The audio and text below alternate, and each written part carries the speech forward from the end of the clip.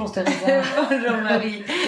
Bonjour à vous. Bonjour. Merci de revenir vers nous pour ce 15-30 nouveau, Merci.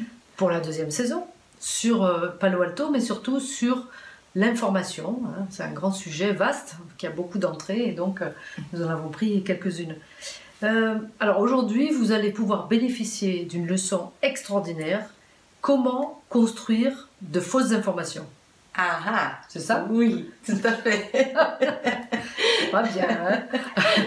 Ben oui, mais c'est intéressant de savoir comment les gens les construisent pour qu'on puisse s'en prémunir et qu'on puisse faire attention et qu'on ne puisse pas vous berner aisément, en tout cas. Donc, en fait, c'était extrêmement intéressant et de penser à ces sujets. Donc, as-tu une question par rapport à ça? Moi, j'aimerais bien savoir effectivement comment on arrive à être trompé, c'est-à-dire à faire une fausse information. Est-ce qu'on doit être naïf? Est-ce que c'est parce que nous sommes naïfs? Est-ce que c'est parce qu'on a envie d'y croire? Est-ce que ça va dans notre sens? Voilà. Qu'est-ce qui nous motive parfois pour comprendre une information alors qu'elle est fausse? Et donc du coup, quelle est l'astuce qui est utilisée par ceux qui la font? Tout à fait. En fait, ils jouent sur des règles qui sont assez connues dans les expériences qu'on a pu mener en psychologie sociale, et ils sont très astucieux, les gens qui font ça. Notamment Goebbels, en fait, tristement connu à l'époque du Troisième Reich, lui, il disait que si on répète une information des milliers de fois, elle devient une vérité. Et donc, ça c'est déjà la base des bases, c'est-à-dire que si vous entendez partout la même information, il est à parier que même si vous êtes très sceptique, vous allez y croire.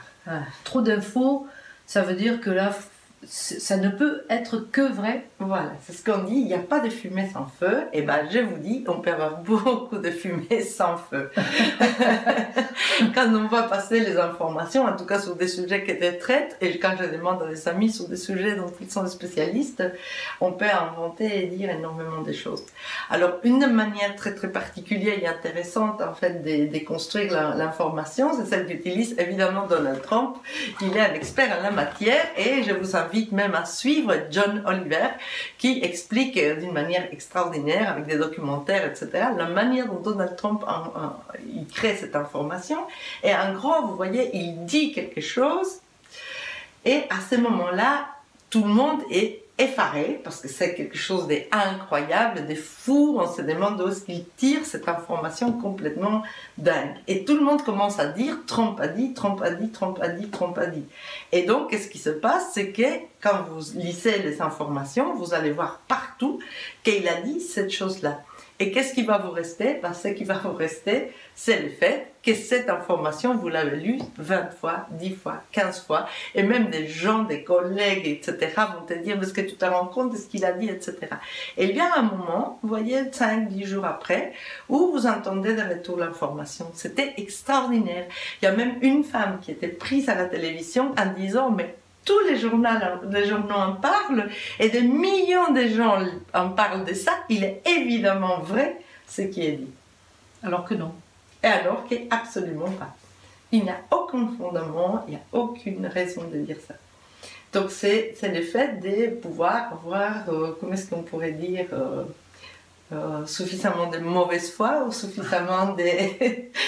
Bon, et puis il faut dire aussi sans doute l'amplification aujourd'hui des médias avec les réseaux sociaux, etc. C'est-à-dire que ça va très vite, c'est amplifié. Ce sont des informations très courtes. Voilà. Donc on n'a pas le temps de donner des contextes, et on n'a pas le temps de vraiment expliquer d'où vient ce qu'on dit, est-ce qu'on l'a entendu ou pas. Est-ce qu'on n'a pas un peu une tendance aussi à se dire, bon ça me va, si c'est vrai, ça me va aussi? Ah ben oui, évidemment, il y a des moments que ça peut être fascinant de croire que tel ou tel acteur a dit ou fait quelque chose parce que ça les glorifie, ou si vous ne l'aimez pas, ben ça les met à bas. Et donc, on a tendance à croire ça d'une manière assez évidente, puisque ça confirme. On a toujours envie. Et ça, c'est probablement le drame de l'être humain. On a toujours envie d'avoir un peu raison, même sur des choses subjectives auxquelles on ne peut pas vraiment donner foi. Et on a envie d'avoir raison. Et donc, une information, aussi nulle qu'elle soit, qui nous donne raison, bah, on aura déjà tendance à la croire. C'est bien, tu as dit au début d'avoir un peu raison. Après, tu as dit d'avoir raison. Et moi, je pense d'avoir beaucoup raison. On aime bien avoir vraiment raison. Mais oui. Voilà. Alors peut-être une question. Voilà. Donc, qu'est-ce qui fait que vous croyez à des informations que parfois les gens autour de vous, vos amis, vous dites est-ce que tu es sûr de ce que tu racontes? Qu'est-ce qui vous a fait croire? C'est très intéressant de se dire toutes les informations que je reçois, pourquoi j'y crois? Bon. Mais je vous assure en tout cas que dans 15 jours, nous sommes là. Oui, on sera là. À bientôt.